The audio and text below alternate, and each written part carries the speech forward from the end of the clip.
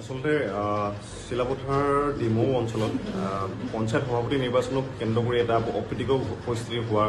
খুব সম্ভাৱনা আছিলে আৰু সেই সূত্ৰে মই প্ৰাণনিজৰ এজন সাংবাদিক হিচাপে আপোনাৰ ডিমৌ যিটো ব্লগৰ চৌহদত উপস্থিত হৈছিলোগৈ। উপস্থিত হোৱাৰ মাত্ৰকে তেওঁলোকৰ TMPK যিজন সভাপতি আছে, চেণ্ট্ৰেল কেন্দ্ৰীয় সভাপতি আছে, তেখেতে মই উপস্থিত হোৱাৰ লগে লগে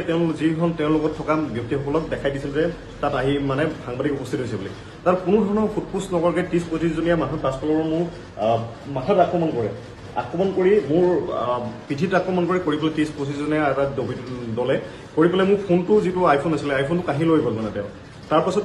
কেৱল মাত্ৰ কোনো ধৰণৰ কোনো কথা নুশুধাকৈ মই জাষ্ট উপস্থিত হোৱাৰ পাছতে মোক গোটেই পাছফালৰ পৰা পিঠিত মূৰত আক্ৰমণ কৰে আৰু আক্ৰমণ কৰি পেলাই মোক গোটেই ফোনটো কাঢ়ি লৈ যায় আৰু কৈছে মানে তোৰ আপোনাৰ ইয়াত কি প্ৰয়োজন আছে, ইয়াত কি টকা, ইয়াত নিউজ চলে নাই, ইয়াত আমাৰ মতে চলিব, এনেধৰণৰ কিছুমান মানে মন্তব্য কৰি পেলাই মোক ফোনটো কাঢ়ি লৈ যায় তেওঁলোকে।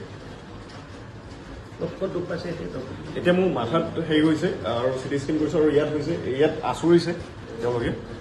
ইয়াত আঁচুৰিছে, তাৰ পিঠিত গোটেই আপোনাৰ দেখা গোটেই আপোনাৰ ফাটি গৈছে পিঠিৰ